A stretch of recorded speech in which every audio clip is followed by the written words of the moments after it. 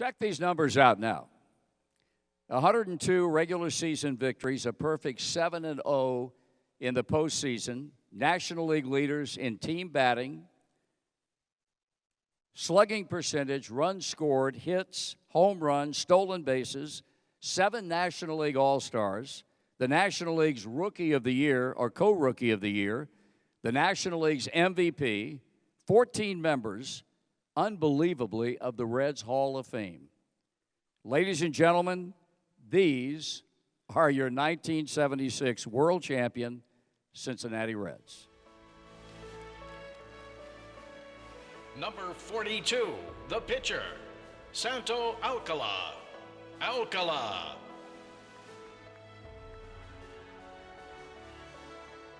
Number 43, the pitcher and Reds Hall of Famer, Jack Billingham. Billingham.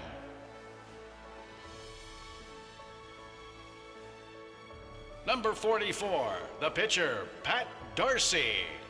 Darcy.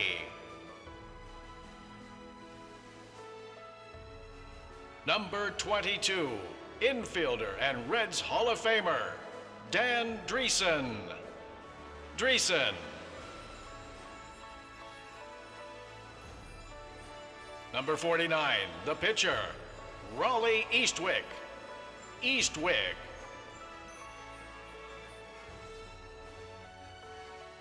Number 23, infielder, Doug Flynn. Flynn. Number 35, the pitcher and Reds Hall of Famer, Don Gullett. Gullett. Number 37, pitcher, Will McEnany. McEnany.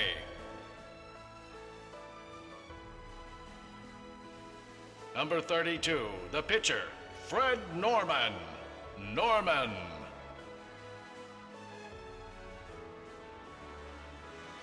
Number 45, pitcher, Manny Sarmiento. Sarmiento.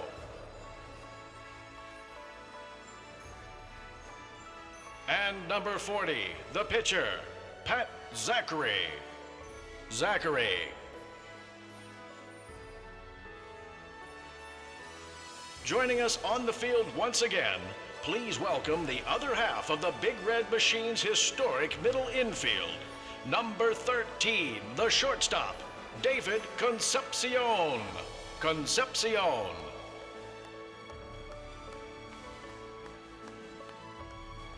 A Reds Hall of Famer and 4-time Gold Glove Award winner, we welcome number 20, the center fielder, CESAR Geronimo. Geronimo.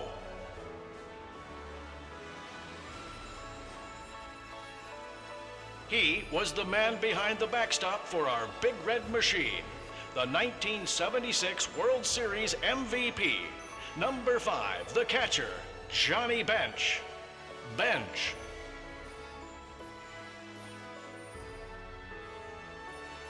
The National League MVP and 5-time All-Star, please welcome number 15, the left fielder, George Foster.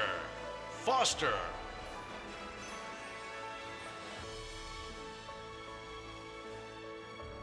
He is the big doggy, National Baseball Hall of Famer, number 24, the first baseman, Tony Perez.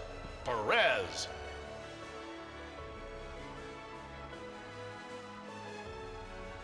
A 3-time All-Star and Reds Hall of Famer, number 30, the right fielder, Ken Griffey.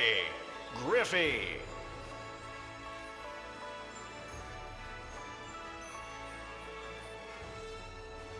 Three-time National League batting champion, number 14, the third baseman, Pete Rose.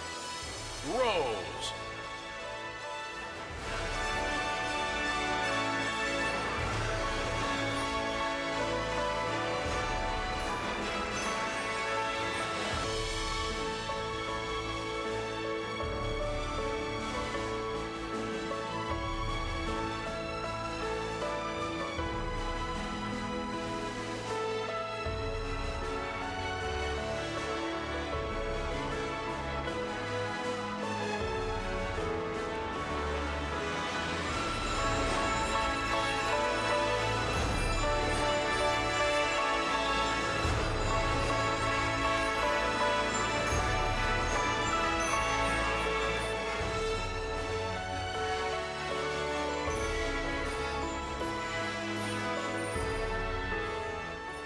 It's been a long time in this town since we've had an array of talent like we have on this stage right now, but as great as it is incomplete because of the absence of one member of this baseball team who could not be here tonight or this weekend for health reasons. And I'm talking about the greatest second baseman of all time in Joe Morgan. Watch the video screen. A message from Joe.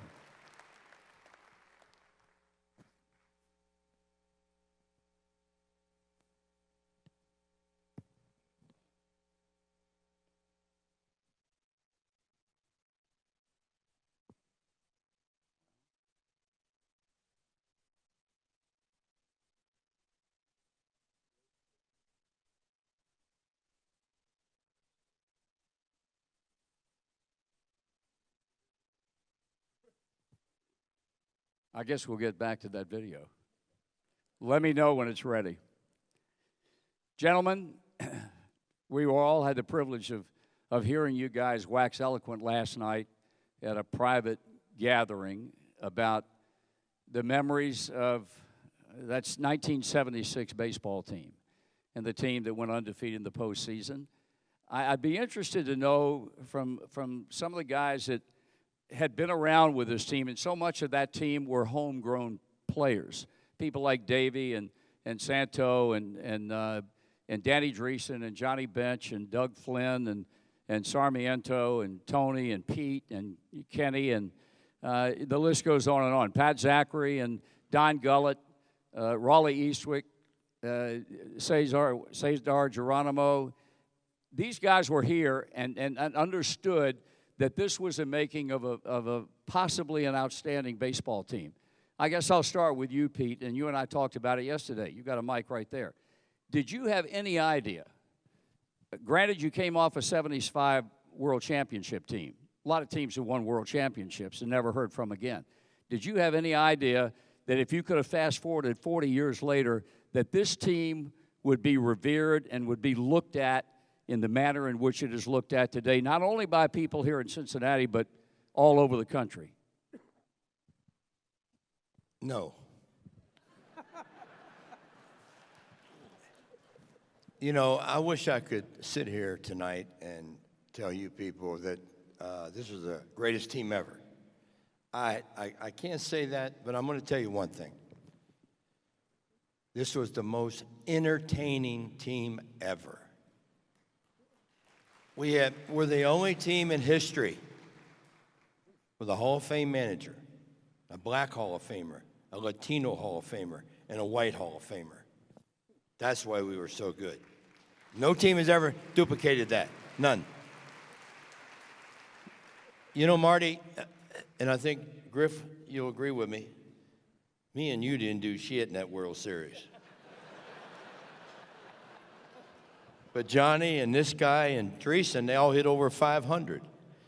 We were waiting, Kenny and I was waiting for game 5, 6, and 7. And these guys spoiled our vacation by sweeping them damn Yankees. Remember how damn cold it was there? Remember how cold it was? Was you there? Yes, I was there. Did it ever get that cold in Cuba? No. I guess I didn't answer your question. We knew we had a great team, Marty, because we come off the greatest World Series in the history of World Series competition in '75. We knew what that. we were. Yeah. I remember when we lost Game 6 when Carlton Fisk hit the home run off of Darcy. What the hell did you throw him? Whatever you threw him, it went 580 feet. It went over my head, but the only problem went over George's head, too. But we knew we had a good team, Marty, and we just got along so good with each other, and we had a great leader. We all loved Sparky, and we just, you know, that was our first one. And once you get that feeling, you want to get it every year. And we failed in 70. We failed in 72. We lost to the damn Mets in the playoffs in 73. So in our eyes, we were failures for 3 years, and 3 out of 4 years. And we finally got that monkey off our back when we won the World Series in 75. And we were so happy when we went to spring training. We expected to win the next year. And then the Reds screwed up a couple years later when they got rid of this guy because he was the glue in the clubhouse. He really was. All right, give him a microphone. Oh, wait a minute. Listen closely. Wait a minute. Give me my mic. If we took a vote of all the guys that are here right now, who would be voted the guy that stirred up the most crap in the clubhouse? Thank you. Is that true? No. What do you mean, no? I never start anything. Do we have a vote here? How many? Just point your finger. Thank you, Johnny. It's all about you. It's the most self-deprecating team I've ever been around in 43 years, and it all started with you. I know you speak English. Why the hell did I start anything?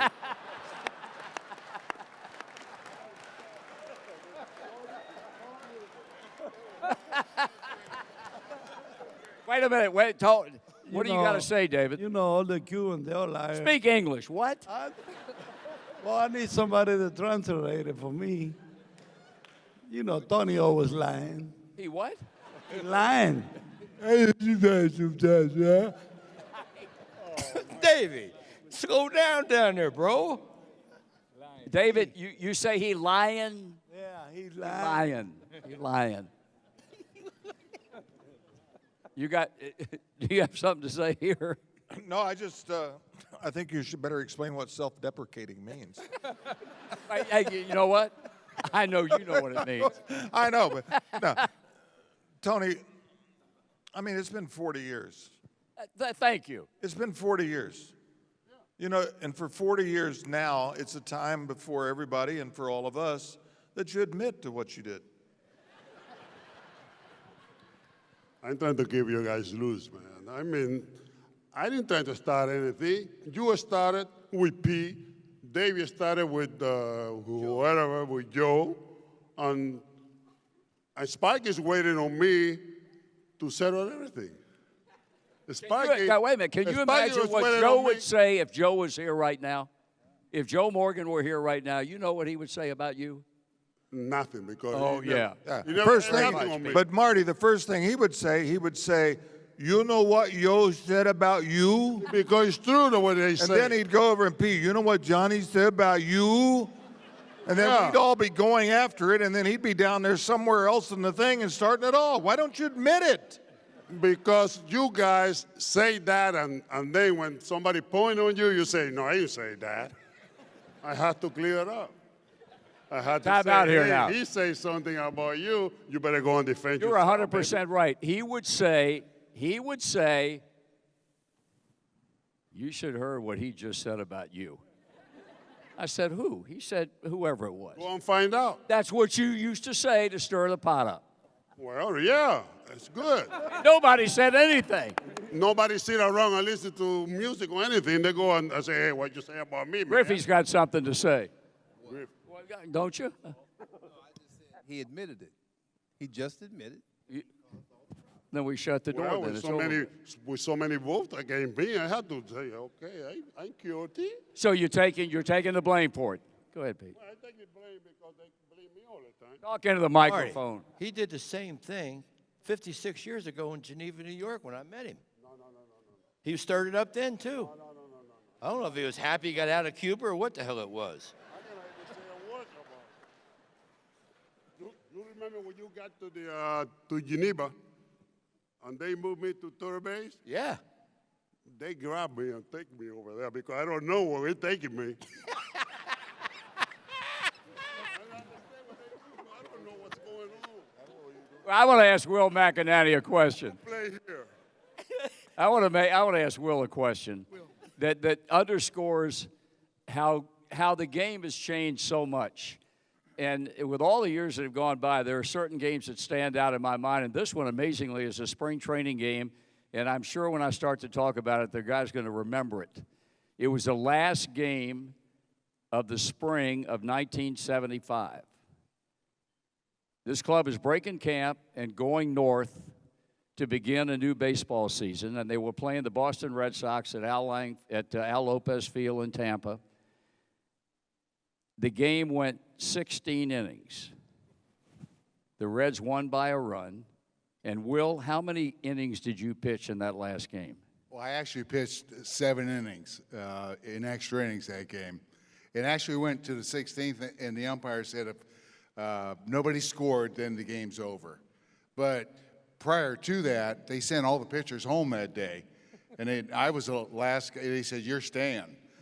And I said, "Why?" They said, "In case we go extra innings." But you haven't made the club yet. I haven't made the club. Sparky all spring kept saying, "You haven't made the ball club. You got to work harder. You got to work harder." And of course, then he left me in case we went extra innings, and we did. And I pitched 7 innings, and I thought, "Well, is that good enough for you?" And no, wait a minute. Bernie Stowe told me in the clubhouse that day, he goes, "You made the ball club."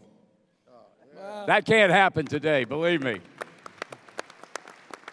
Doug Flynn, you are the self-proclaimed glue.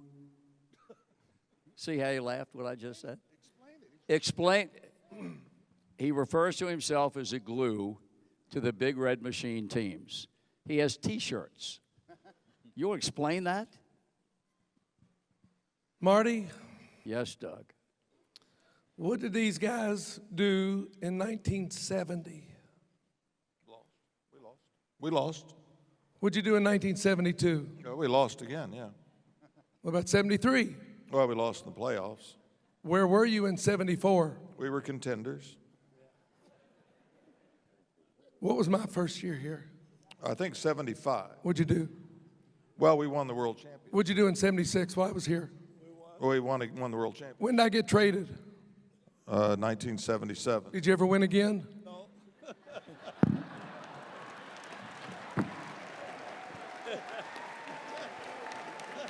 Is that it?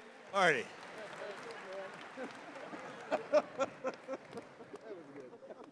Yeah, we did, Doug. We just went to Philadelphia to do it.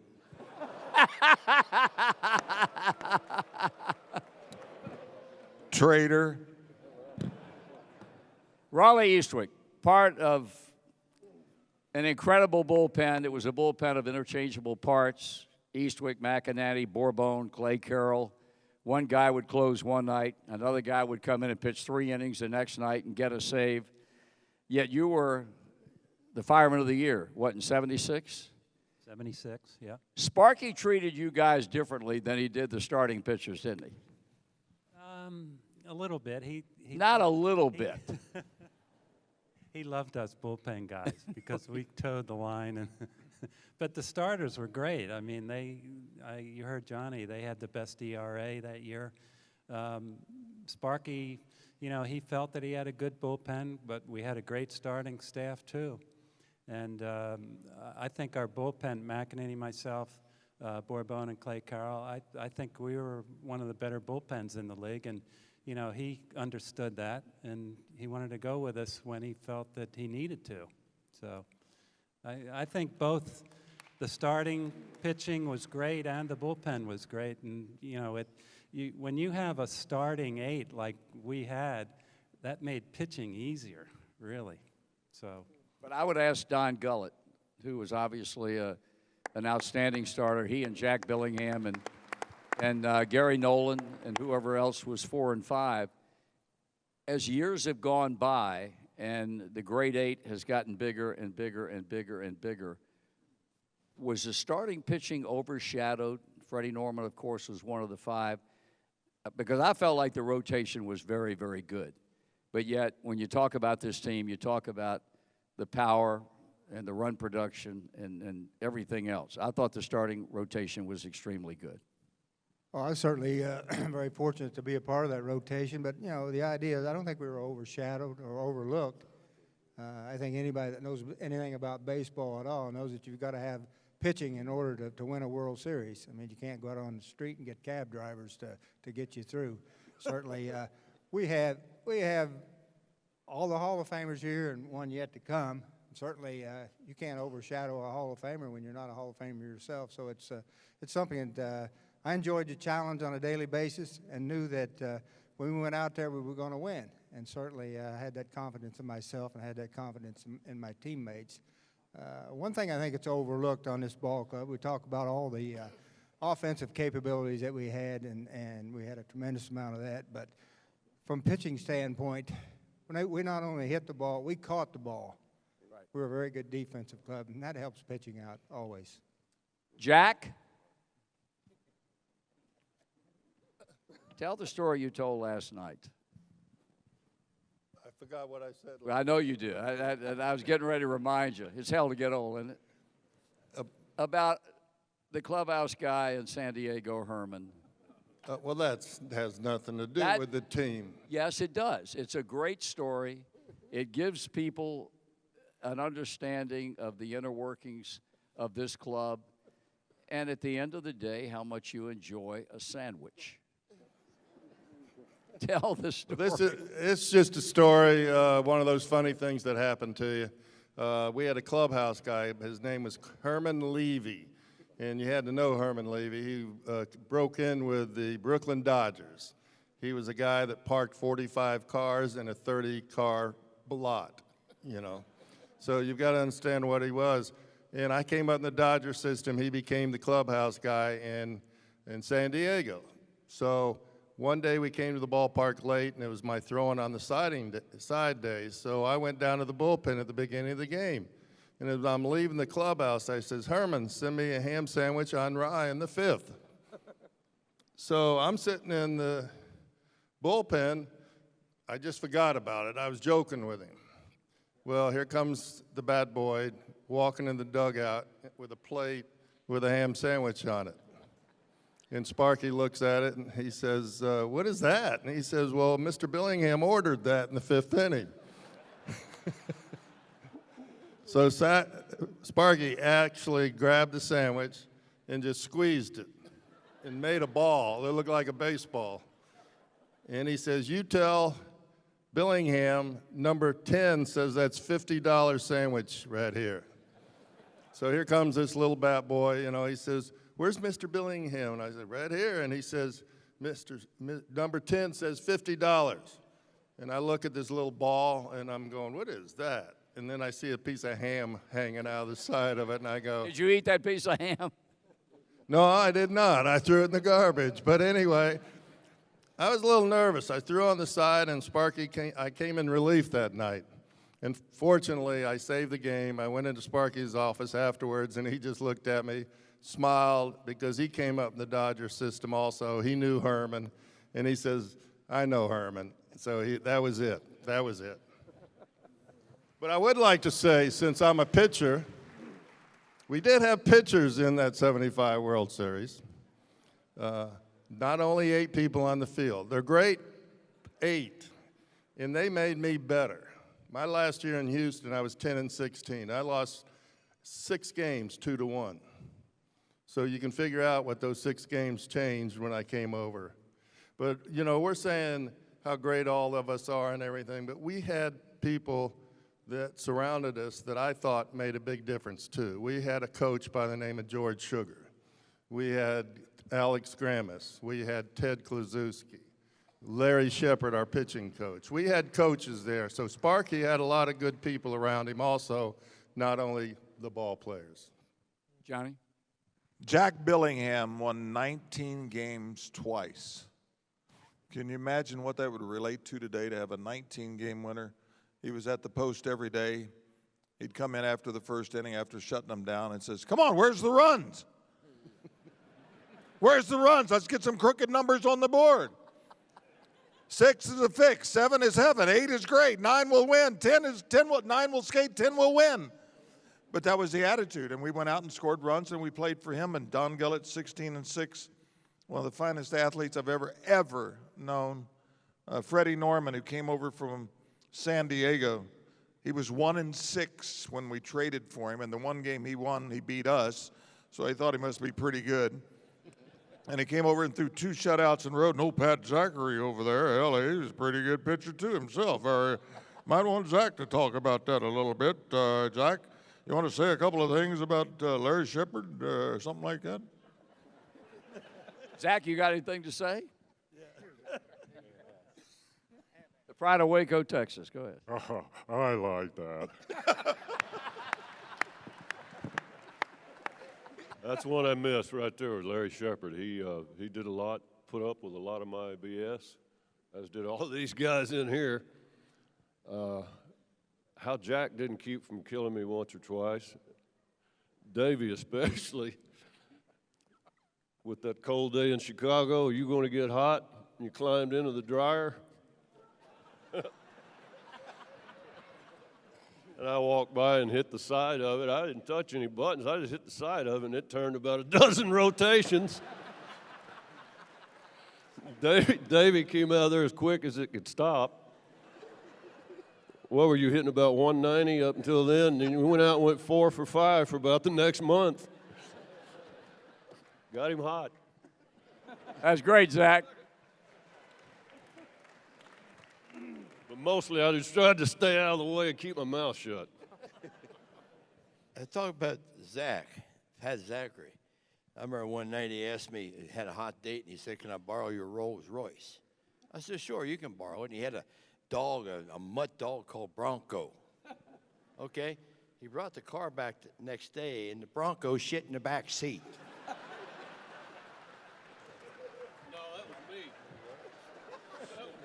He said that was him. Williams wouldn't even take it in on a trade.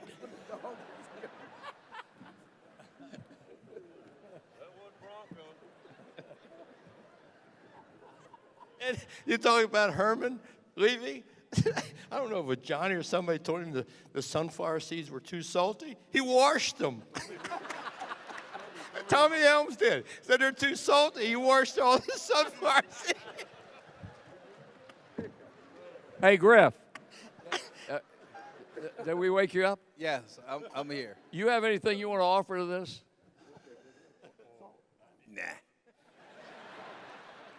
Ain't none of them worse than Well, mine. if you don't, I do. His son's going to be inducted into the National Baseball Hall of Fame next month. I put a lot of work into that, Marty. Pardon me? I put a lot of work into that. I know you did. Yeah. I know you did. And I know Johnny brought it up the other day. The most amazing thing is, or Pete did, one or the other, he and his son in Seattle in one game hit back-to-back home runs. Now think about that. That's pretty strong. That's pretty strong. Freddie, Sparky had a rule that when he came to the mound to take out a pitcher, this was basically aimed at the starting pitchers, you don't open your mouth.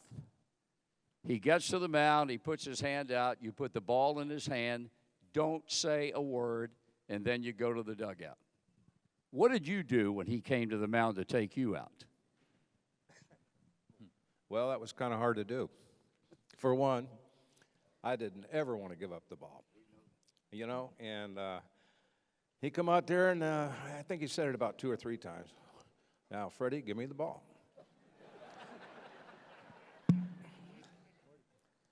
This one? I can't give it up. Give me the ball like we said in spring training. I looked at center field. Should I throw it there or give it to him? I crushed it a little bit. Okay, now you can walk. And I left and I walked away. And you know, he was a guy that always, I had a game one time, I think it's with the Phillies. I was in the 9th inning, had a runner on first or second, 2 outs, and he come out. So I knew when he come out, trotting a little bit, I knew I was going to be there. He come in and says, "How do you feel?" "Don't ask, I'm good." "Okay, let's go to work." Well, it turned out we won 1-0 because of these guys. Pat Darcy.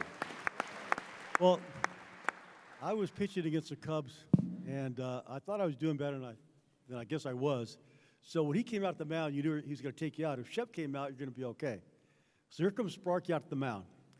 And before I knew he was going to take the ball from me. Before he did, I said, "No, Sparky, I feel good." He takes the ball from my hand. He says, "You'll feel a lot better in the shower."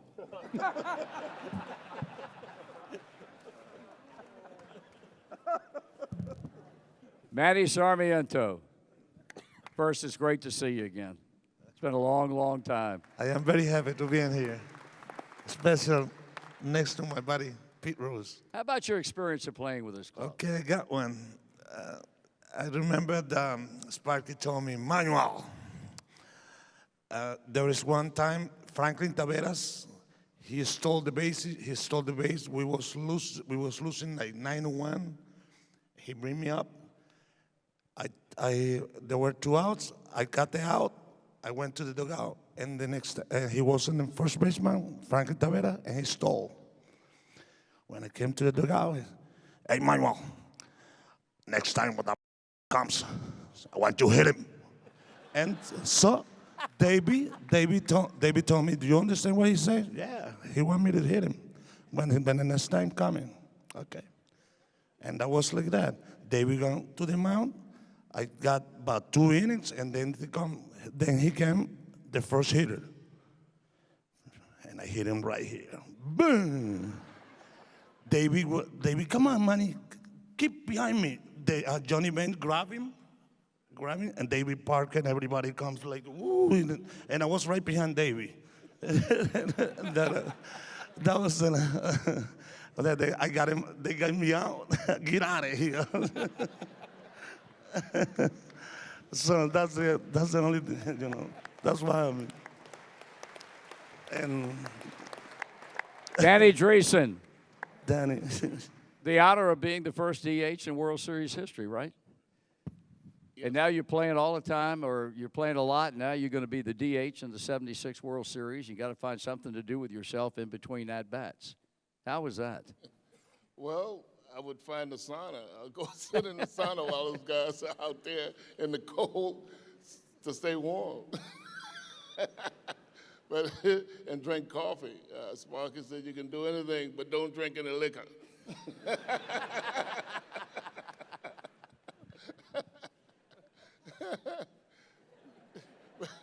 But it was great to be in the clubhouse, nice and cozy, and just come out because the weather was terrible in New York, and they canceled a couple of games, I believe, and it was just cold and kind of rainy, misty, and I was feeling sorry for the guys out on the field. Santo Alcala. How about your experience of pitching with this club? Well, I'm really happy to be here tonight, all of the fans, all of the organization, Cincinnati Reds. I really have a good time with Cincinnati, all of my friends, and the baby and the team. And all of you want to go out with me. And I have a experience with Pedro Borbon. He's my best friend, always together, and David. And one day, one beautiful game I throw here in the Astrodome, not here, and they came in, and they gave me 2 outs. I walked 2 guys, and he gave me five ball. We went way out in the top. There's come Parky Anderson. He come to me. I said, Mr. Santos, I'm gonna let you here. You gotta take this guy out. And Johnny come to me and said, hey, what you gonna do now? What you want to throw? I said, I don't know, Johnny. This guy hit me way in the top over there. And Johnny said, well, let's go with the fastball. 3 ball and 2 strike. I said, Johnny, let's go get it. And I throw 1 fastball in the corner. And he told Johnny he never see the pitch. And that's the time we'll have a good time. Stop. CESAR Geronimo. As good a center fielder as there ever played the game of baseball. A guy who batted 8th and batted over 300. How about your years in Cincinnati? Pretty good, huh? Very good. I like to say that when I was with the Houston Astros, right, I used to dislike this guy that we are inducting tonight. I won't say that I hate it, but I didn't like him. But when I came over here, then I started to like him and to appreciate what he did on the field and in the dugouts too. in the clubhouse because he was somebody that used to help a lot the rookies, the guys that were coming from another teams, and his family, they were all very nice to the family of those players. Now I would like to say that do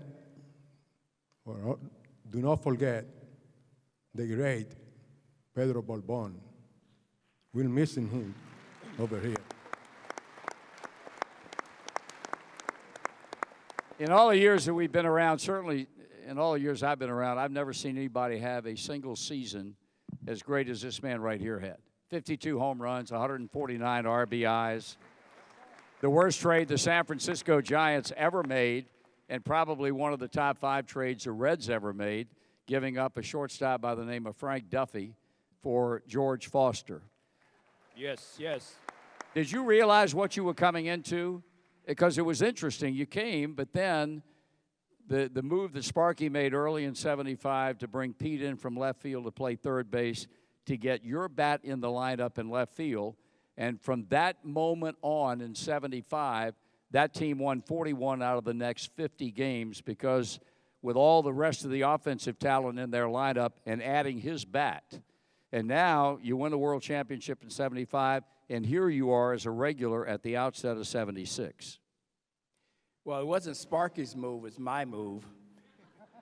So I knew all the members of the family, and I said, Pete, you got to move from outfield to third. I'm going to make you a promise you cannot refuse.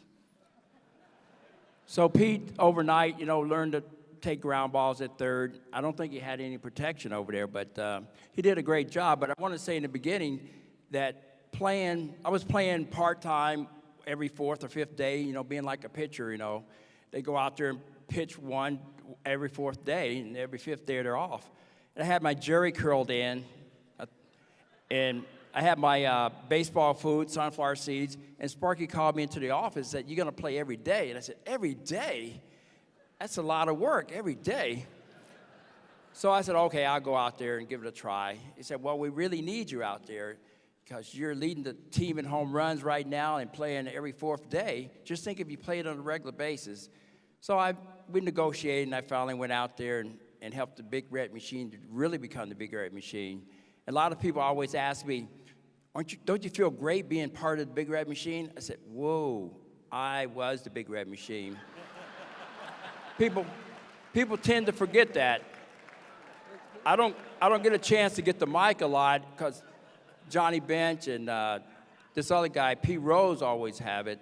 But this time I get a chance to be last, even though we have an African-American president, I get a chance to be last. But when I first came to the Reds, PEREZ gave me a pair of shoes, a white pair of shoes. And I thought he had gotten them from Pat Boone, or he thought I was Jamaican. I don't know.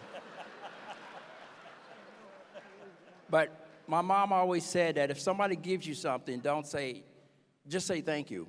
And I was hoping that, he's going to give me more shoes or suits or whatever. Didn't come about. But playing with the Big Red Machine in '75, getting a chance to start every day, that was my, I guess, my dream, to get a chance to be prepared and get that opportunity to play. And you said we won 41 out of 50 games? It's all me. It was all me. Because you asked the question earlier, did you think you're going to win again in '76? If you would have asked me that question, I said, sure. Because I had close to a 4-year in the Major League in '75, and I was ready to go. Everything was ready to go. Pitchers out there, they would get ill when they came to Cincinnati because their ERA was going to go up. And but we had the best lineup for, if I were a general manager, I would go around and look, you're going to have speed, power, speed. We had such great balance on that ball club. And when Gullett was in the lineup, we had 9 hitters in that lineup. So the pitcher, he doesn't know who to throw to. I'm up the bat, you have maybe Tony, or Tony's up the bat, and I'm on deck. Whom should he throw to? So as it turned out, the Big Red Machine started to roll, And I don't like to boast, but it's all because of number 15, George Forster. Gentlemen, Artie. Doggy and I were just talking. George was with us a year and a half before anybody knew what the hell his name was. He never talked. He never said a damn word. Now he never shuts up. It's my Doggy? chance. Never. Well spoken, Doggy. But we should get a program for Tony, Rosetta Stone. And then when Davey ever learns how to speak English, he will get into the Hall of Fame. Right now, you speak Spanish too. Habla español? Yeah. We're going to Todo. take you guys What? to Venezuela Gay? and see you guys can speak Spanish. All right? Santa, what did he say? gentlemen, we're done here. I don't say anything. We're done here. I know everyone here joins me in the 40th anniversary of that dominating season in honoring you one more time for making an indelible print in capital letters in the history of Major League Baseball. As our players go back to their seats, how about honoring them with a huge round of applause one more time? Thank you, guys. Thank you, thank you, thank you. Arguably the greatest team of all time, the 1976 Cincinnati Reds.